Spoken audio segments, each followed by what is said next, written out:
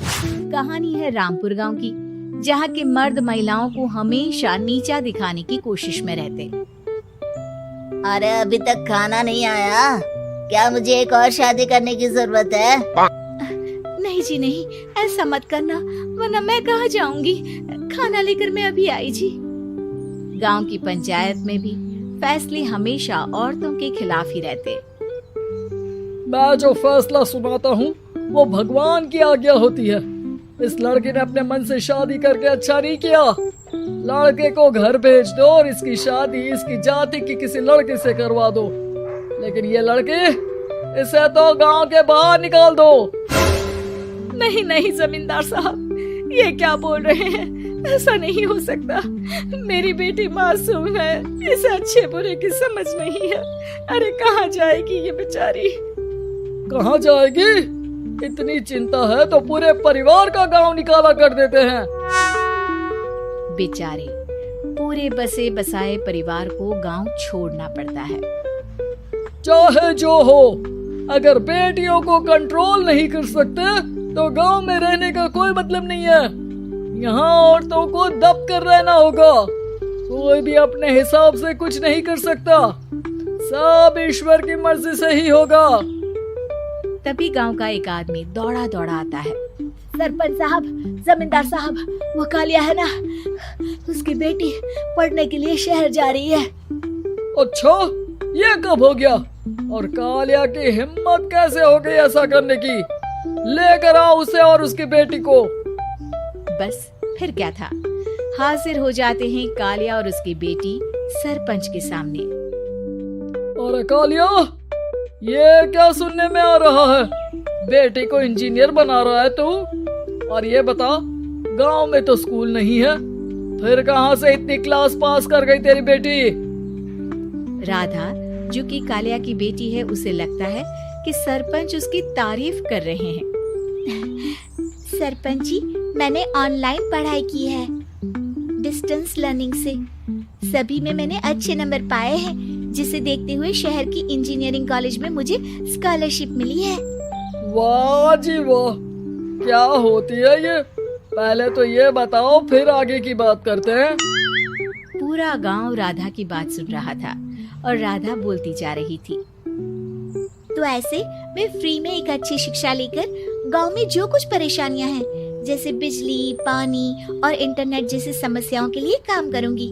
मैं गांव को शहर से जोड़ने के लिए पुल का निर्माण करवाने का प्रस्ताव रखूंगी। मुझे पूरी उम्मीद है कि जल्द ही हमारा गांव भी तरक्की की राह पर चल पड़ेगा। राधा की बात सुनकर सारे गांव वाले ताली बजाने लगते हैं। सरपंच को समझ नहीं आता कि वो क्या करे। चुप रह नादान लड़की, गांव के खिलाफ जाने के लिए तुझे गांव से बेदखल कर दिया जाएगा, वो भी पूरे परिवार के साथ। और हाँ, अगर ठीक से गांव में रहना चाहती है तो ये पढ़ाई लिखाई छोड़ दे। हम तेरे लिए गांव का कोई होनहार लड़का देखेंगे। तभी गांव का एक आदमी बोल पड़ता है। अरे नहीं नहीं सरपंच जी, राधा बिटिया जो बता रही है, अगर वैसा हो जाए तो हम लोगों को पैसा कमाने के लिए बाहर नहीं जाना पड़ेगा। हाँ जी, और ना ही कोसों दूर पानी के लिए भटकना पड़ेगा। हमारे बच्चे भी अच्छी पढ़ाई कर सकेंगे और आगे बढ़ेंगे, ना कि हमारी तरह खेती करते बैठेंगे। क्यों गांव वालों, राधा बिटिया का साथ देना चाहिए ना। सरपंच देखता है कि गांव राधा के साथ है तो वो चुप हो जाता है। वो घर आकर अपने सलाहकार से बात करता है, जो बहुत ही चालाक किस्म का इंसान होता है। अरे सरपंच साहब, आपको बहुत ही होशियारी से काम लेना पड़ेगा।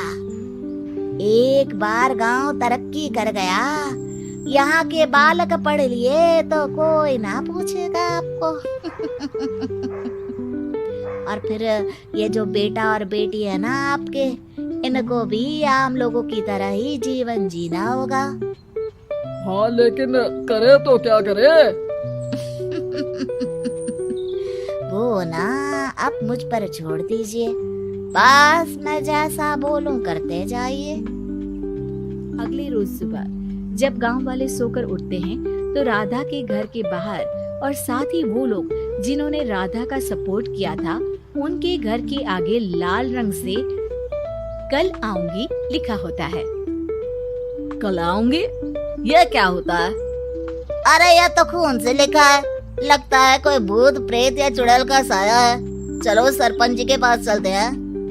सभी सरपंच के पास जाकर उसे सारी बात बताते हैं। अरे ये तो बड़ी मुश्किल की बात है। चलो मैं एक बाबा को जानता हूँ, उन्हें बुला लेता हूँ।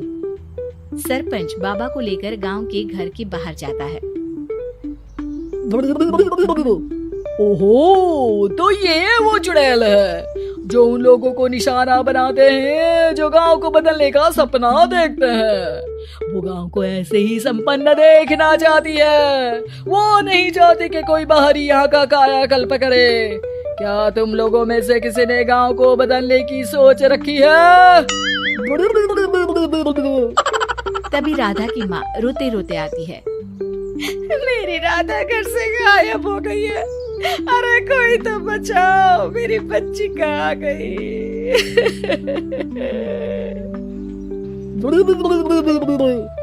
ले गई वो चुड़ैल, तेरी बच्ची को ले गई। अब वो उसे श्रापित करके छोड़ेगी, उस पर चुड़ैल का साया हो जाएगा। तभी बुरी सी हालत में राधा भी वहाँ आ जाती है। उसके बाल चुड़ैल की तरह फैले होते हैं और कपड़ों में खून लगा होता है। सभी राधा को देखकर डर जाते हैं। माँ, पता नहीं मुझे कौन उठा कर ले गया था। अरे दूर दूर हो जा चुड़ैल, अब हम लोग इस गांव में नहीं रुकेंगे। अरे कैसे बातें कर रहे हैं आप? कल तो आप मेरे भरोसे गांव का हुलिया बदलने, अपने बच्चों को पढ़ाने और तरक्की उन्नति की बात कर रहे थे, तो आज क्या हो गया आपको? ये फिर तुम लोगों को बहकाएगी। ये चुड़ैल गांव में आ चुकी है, ऐसे ही ये तुम्हारे घर के बच्चों को भी ले जाएगी। गांव वाले राधा को गांव से बाहर निकाल देते हैं। उसके माँ बाप रोते रहते हैं, लेकिन गांव वाले नहीं मानते। मैं भी अपनी बहन के साथ गांव के बाहर रहूंगा, लेकिन वो पढ़ाई नहीं छोड़ेगी। वहीं सरपंच के घर पर सलाहकार कहता है। देखा, सांप भी मर गया और लाठी भी नहीं टूटी।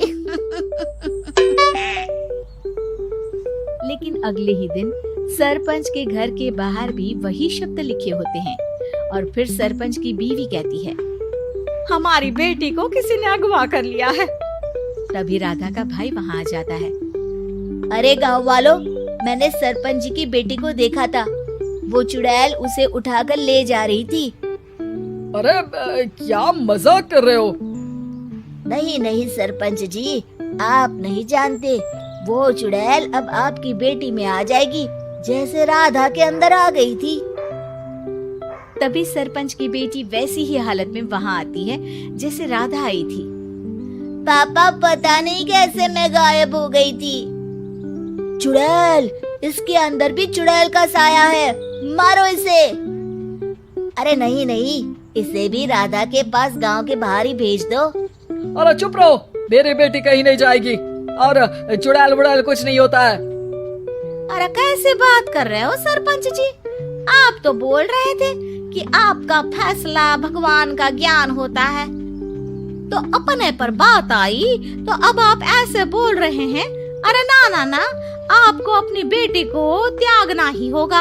अरे बुलाओ बाबा को। राधा का भाई बाबा को ले आता है, जिसे अब गांव वालों के डर के कारण सच बोलना पड़ता है। मैं कोई बाबा नहीं हूँ, मैं तो मोची था। ये सलाहकार महोदय ने मुझे कहा था एक्टिंग करने को।